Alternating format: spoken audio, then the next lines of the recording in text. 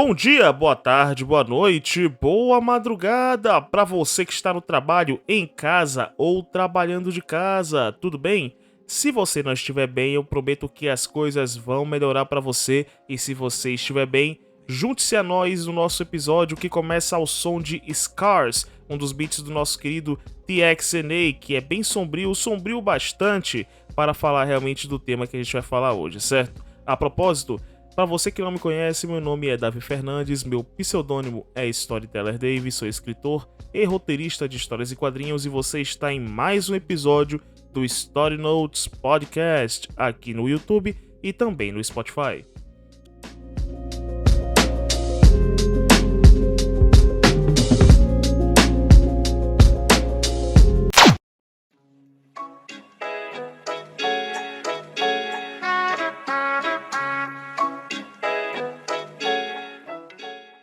Bom, senhores, essa questão da CCA é algo que está começando a virar uma coisa meio recorrente aqui no canal. Para quem nos acompanha há mais tempo, sabe que no YouTube nós temos um quadro chamado Catálogo Secreto, que recentemente nós tivemos um episódio resumindo como era a Era de Prata dos quadrinhos. Se você quiser conferir, o card vai aparecer aqui no YouTube e para quem está no Spotify, recomendo pesquisar Story Notes para encontrar não só o nosso canal, mas também esse vídeo. Então eu recomendo você, marinheiro de primeira viagem que caiu aqui nesse vídeo, veja realmente esse episódio do Catálogo Secreto, porque alguns termos que a gente vai utilizar aqui eu vou explicar, mas vai exigir realmente que você veja esse vídeo primeiro, certo? Mesmo com a explicação, eu recomendo que você veja esse vídeo primeiro, tudo bem? Mas só depois que você vê esse aqui, certo? Lembrando que esse é um vídeo a pedido do nosso fiel escudeiro da Story Notes, Diego Tirano, esse mesmo que também tem realmente um próprio estúdio aqui no YouTube chamado Estúdios Tirano. Então, se você quiser conferir, o link vai estar na descrição, certo? E é um pedido aqui dele, já que ele acompanha bastante o canal, então ele pediu esse tema. E assim, cara, ele pediu realmente o tema da Era de Prata dos quadrinhos e ele acompanha bastante o canal. E esse tema em específico sobre o Frank Miller, ele pediu em formato de catálogo secreto, assim como outro vídeo, mais editado e tal. Só que minha vida pessoal acabou entrando num turbilhão de coisas ruins que eu ainda tô tentando passar por ele, certo? Ainda tô no olho da tempestade e eu tô tentando realmente conciliar o canal, o selo editorial, os livros, com tudo que tá acontecendo agora. Se eu fosse comparar o meu momento da vida com algum tipo de metáfora, é como se eu fosse um cego tentando dirigir um carro totalmente sem guia e totalmente sem instrução, velho. Entretanto, mesmo com essas dificuldades, nós estamos alcançando bons números, estamos angariando novos públicos, certo? E isso é muito bom, é muito legal e tudo isso é graças a vocês, então desde já, obrigado realmente por estar confiando na Story Notes e acompanhando todos os nossos conteúdos, certo? Então, mais uma vez, obrigado, Diego Tirano, pela sua sugestão aqui no nosso podcast, sugestão de tema. E se você quiser fazer que nem o Diego e sugerir alguns temas, você pode estar indo na DM do nosso Instagram, que é o @apenasstorynotes, ou então indo nos comentários desse vídeo, a gente vai fazer uma análise e outros mais, e fazer realmente esse podcast, esse episódio, com o tema que você escolher, tudo bem? Então, com tudo isso dito, vamos para o tema. Para entendermos um pouco mais desse conflito, nós precisamos entender um pouco mais sobre os nossos participantes. De um lado, nós temos a CCA. A CCA é uma sigla para Comics Code Authority, ou então, adaptando para o nosso idioma e regras, é a Associação Americana de Revistas em Quadrinhos. Essa organização foi criada na década de 50 por algumas editoras como uma forma de controle dos conteúdos produzidos nos quadrinhos. E como foi citado lá no Catálogo Secreto, na época em que a ideia e a concepção da CCA foi feita, existiam muitos delitos infantis. Leia-se delitos infantis como roubos, brigas, perseguições e até mesmo pequenos grupos organizados de roubos durante essa época. Sem contar, é claro, os inúmeros crimes que aconteciam na época e os casos de assassinato que ocorreram naquele momento e que até os dias de hoje não tiveram solução, como por exemplo o caso do Billy Cook, que eliminou 6 pessoas em um tiroteio em massa em 1950 no Missouri e também na Califórnia. Ou então, o caso do castiçal, do assassino do castiçal, ou então, como é chamado por lá, né, o Candlestick Murder, onde ele atentou contra a comunidade gay de Charleston, na Carolina do Sul, em 1958. Mas assim, mesmo que a mídia esteja preocupada, esse não era realmente o verdadeiro foco. O foco mais preocupante era realmente os delitos infantis, e a mídia nesse momento tentava buscar alguma forma de entender esses casos esporádicos e procurar algum tipo de fonte de inspiração para esses atos marginais. Nesse momento, do outro lado da moeda, estava acontecendo um crescimento das revistas de terror e mistério. Histórias como Chamber of Chills, Mystery, Creepy e The Witching Hour estavam ganhando mais respeito do público e estava criando uma base muito forte de pessoas que gostavam dessas histórias. Só que assim, existia um pequeno porém nisso tudo, principalmente nesse lado da moeda mais artístico, pois a arte da maioria dessas revistas eram simplesmente sem escrúpulos, vinha desde nudez até do limite mais tênue das barreiras do gore e da violência, e era estritamente focado no público mais adulto. O crescimento desses casos, com os delitos infantis, com os crescimentos dessas revistas e a ganância de colocar um culpado da mídia, acabaram se juntando com a consequência terrível, e essa consequência terrível fomentou realmente na criação do Comics Code Authority. O Comics Code Authority, na sua essência, é um órgão de verificação de obras, principalmente quadrinhos, e para muitas pessoas esse órgão pode ter a sua utilidade para evitar que crianças vejam realmente algumas obras impróprias e acabam realmente se inspirando de forma errada. Então, para algumas pessoas, o Comics Code Authority é mais do que necessário para evitar o contato de pessoas abaixo de 13 anos, abaixo de 14 anos, nessas obras mais pesadas. Por outro lado, para outras pessoas, o Comics Code Authority ele nasceu simplesmente para ser uma coleira contra a criatividade, mas que acabou realmente existindo, que acabou realmente limitando vários artistas e que, felizmente, hoje ele só faz apenas parte da história, mas que naquela época acabou realmente colocando uma coleira na criatividade de muitos autores, de muitos desenhistas que acabaram passando por isso. E já adiantando um pouco meu ponto aqui sobre o Comics Code Authority, já que eu já falei um pouco dele no outro vídeo, eu acho sim que ele é realmente uma coleira contra a criatividade. Eu tô realmente do outro lado que fala que ele é uma coleira de criatividade, porque assim, a existência do Comics Code Authority é meio que uma ofensa para autores, né? Principalmente que eu sou escritor mesmo, então realmente é uma ofensa muito grande, porque ele soa como se ele estivesse colocando um outdoor no centro da cidade, no ponto mais alto da cidade, e nesse outdoor dissesse assim, todos os escritores, todos os desenhistas de quadrinho não têm escrúpulos e não têm moral para realmente escrever obras, para dividir realmente a sua obra entre obras infantis, obras pré-adolescentes e obras adultas. Eles não têm realmente o escrúpulo de avisar. É como se fosse isso, sabe? Sendo que a gente tem o escrúpulo e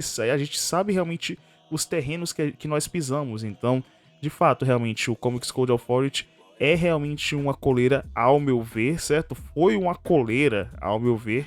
E ainda bem realmente que ele acabou, mas eu acho que esse vídeo não é mais para julgar a Comics Code Authority, e sim realmente apenas para entender realmente como é que ela era. Mas lembrando, isso aqui é só a minha opinião adiantada sobre o órgão. Se você realmente quiser colocar realmente a sua opinião aqui nos comentários, o campo é livre. Se você tiver realmente uma opinião a favor da CCA ou então tiver algo mais a comentar, pode realmente comentar aqui no vídeo que eu vou estar lendo todos os comentários, certo?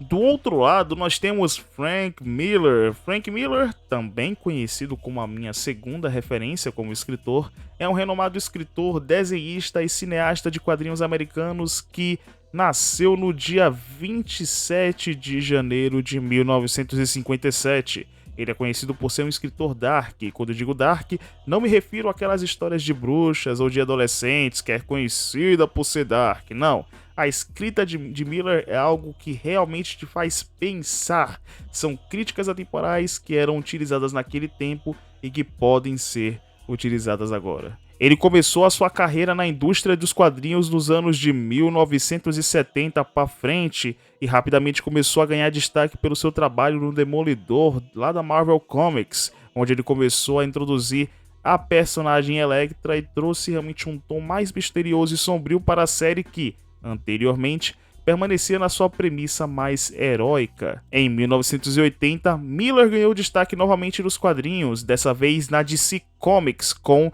O Cavaleiro das Trevas Ressurge, uma minissérie que retratava o Batman de uma forma envelhecida, vivendo em um futuro distópico. Na época a gente não tinha muita noção, mas hoje nós sabemos realmente a importância de Dark Knight Returns no mundo dos quadrinhos, pois ela foi crucial para uma maturação da arte como um todo. Além dessas suas participações que são importantíssimas para o mundo dos quadrinhos, Miller também acabou se destacando com as suas obras autorais, as maiores sendo Ronin, de 1983, Os 300 de Esparta, de 1998 e a sua maior obra até então, Sin City, de 1992. Tirando Ronin, todas as suas obras tiveram ótimas adaptações para o cinema e são lembradas até hoje, tanto que as adaptações dele muitas vezes serviram como portfólio para um catálogo notável de grandes diretores hoje em dia. Por exemplo, a melhor adaptação feita pelo Zack Snyder até hoje é realmente Os 300 de Esparta, e foi baseado nos 300 de Esparta de Frank Miller. Também tem realmente a vencedora de Oscars, a trilogia Cavaleiro das Trevas, feita pelo cineasta Christopher Nolan, que atualmente segue imbatível como a maior e melhor adaptação de um herói para uma outra mídia.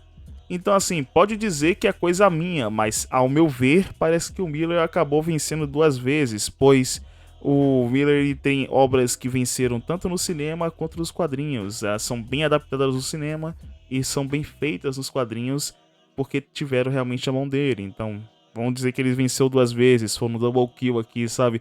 Um double kill acidental. Mas enfim, realmente, ele venceu duas vezes. Se você não concorda, coloca aqui nos comentários. Se você concorda, deixa aqui nos comentários também, certo? E assim, como eu disse anteriormente, Miller é um artista nato. E além da sua escrita abrasiva e ousada, a sua arte é algo impressionante, pois as suas obras até hoje são um exemplo do uso saudável e até mesmo lógico de luz e sombra para histórias e quadrinhos. Além, é claro, do exemplo de que o cara foi basicamente uma editora de um homem só. Ele desenhava suas histórias, ele escrevia suas histórias, ele roteirizava as próprias histórias e ele vendia suas próprias histórias. Ou seja, basicamente é uma editora de um homem só, certo? Como é que você vai parar um cara desse? É impossível. Agora que apresentamos ambas as partes, vamos para o que interessa, que no caso são os conflitos entre a CCA e o Frank Miller.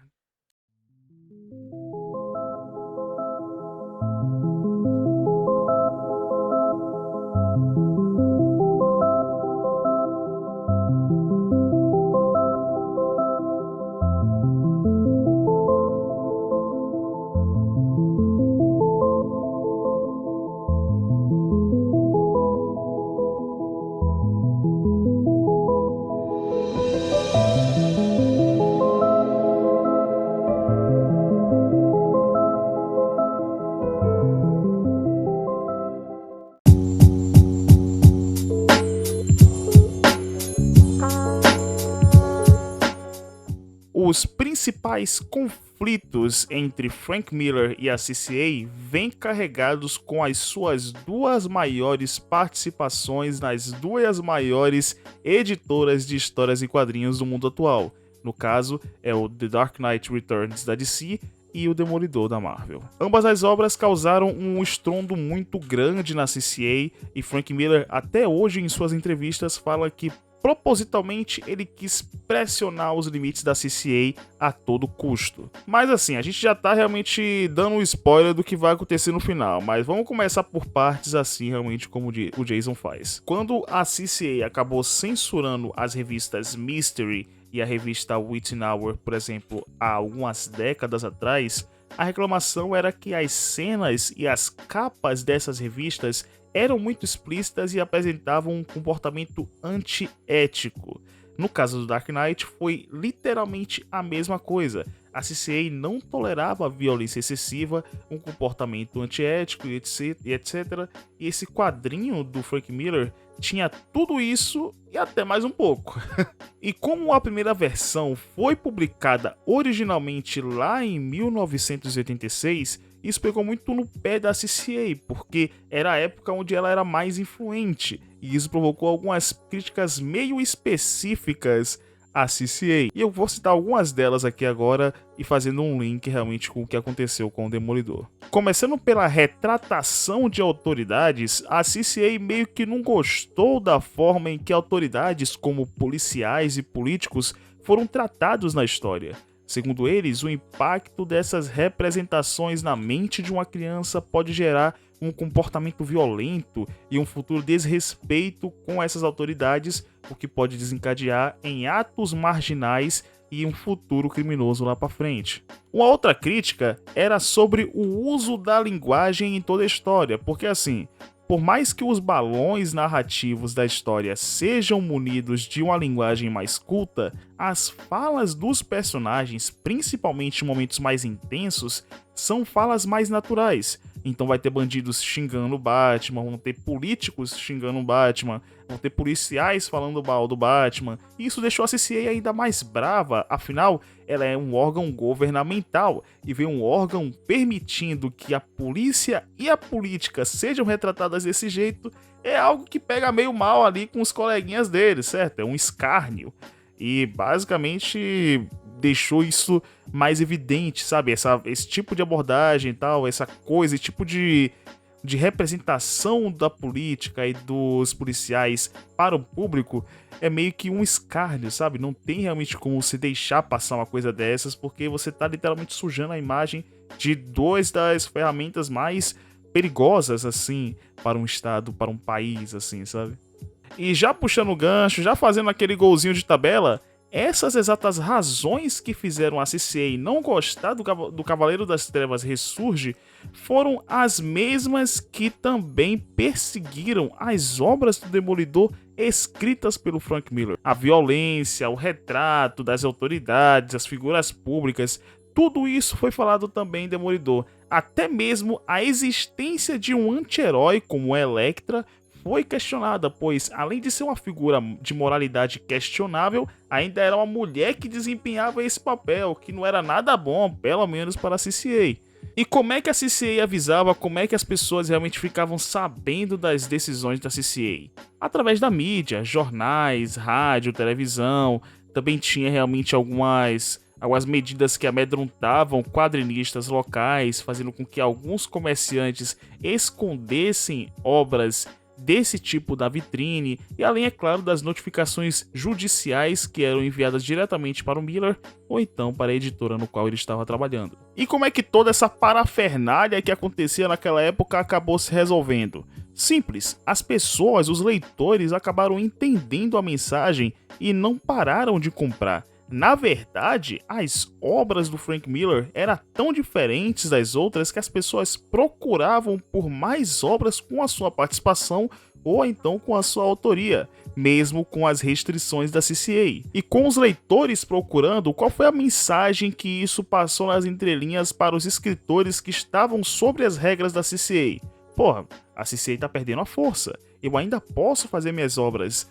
E mais autores, devido realmente a essa mensagem que acabou passando, mais autores acabaram começando a fazer as suas obras, começaram a mostrar um pouco mais as suas obras mais adultas e mostrar a decência e a moral que a censura da CCA acabava ocultando de todos esses autores que estavam realmente sobre esse, supomos, guarda-chuva de proteção da CCA, alguma coisa assim. E além de mostrar a moralidade dos autores, acabou mostrando, por tabela, a moralidade da própria editora, pois a editora meio que mostrou o seu catálogo real para os leitores, dizendo assim, ó, tem obras para pré-adolescentes, tem obras para para crianças e outros mais. Mas também, se você realmente é adulto e gosta desses super-heróis, você não tá de fora. Tem obras mais adultas para você consumir e tem as obras também do nosso Frank Miller e de outros autores semelhantes a eles que faz histórias para você realmente que é mais adulto e que quer acompanhar nossas histórias. Meio que deixou essa mensagem, não deixou realmente que a CCA definisse isso para elas. A própria editora foi e falou realmente com o público, indiretamente assim, dizendo, sabe? Essa tomada de decisões, essa tomada de independência levou realmente algumas editoras a abandonar o código nos anos 90. Posteriormente, a própria Marvel Comics anunciou publicamente que deixaria de ceder ao código em 2001 e, eventualmente, a CCA acabou sendo dissolvida em 2011, marcando o fim de uma era inteira de censura nos quadrinhos.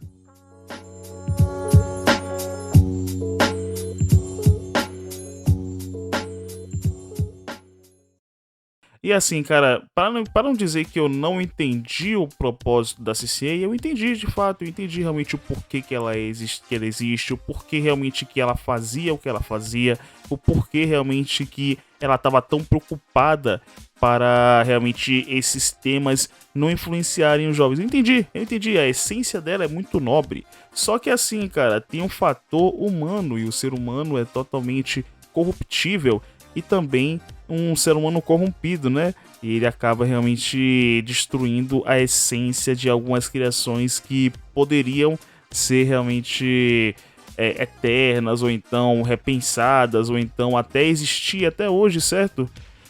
Que acabaram realmente sendo corrompidas ali, certo? Não julgo totalmente a CCA, certo? Acho que se ela fosse reformulada, se ela fosse repensada, ela talvez até existiria hoje em dia, mas que acabou realmente sendo um órgão de censura com o tempo e acabou realmente sendo encerrado em 2011, fazendo assim uma libertação, certo? Com as histórias de quadrinhos também, tirando essas amarras dos nossos criadores também, certo? É algo bem importante, é um tema bem interessante para se tratar. É claro que não aconteceu só com Frank Miller, teve outros autores que também caíram na malha da CCA. Só que se vocês quiserem realmente saber de outros autores, coloquem aqui na descrição, certo? Que a gente pode fazer um apanhado sobre a CCA e sobre o que ela fez realmente com outros autores, e estudar um pouco mais, já que hoje em dia, com tanto que essa cultura woke e outros mais, a gente está vendo meio que os mesmos erros que a CCA cometia estão sendo repetidos agora, certo? Então é meio que é bom a gente estudar um pouco mais do que aconteceu com a CCA para não cometer os mesmos erros que ela teve lá no passado, certo? Enfim, senhores, esse foi o episódio, espero que vocês tenham gostado. Não se esqueçam de deixar o like, se inscrever no canal e ativar o sininho para mais notificações. Muito obrigado para aqueles que compareceram à nossa cobertura do Anime Friends. Teremos cortes, teremos participações em live, certo? E por fim é isso.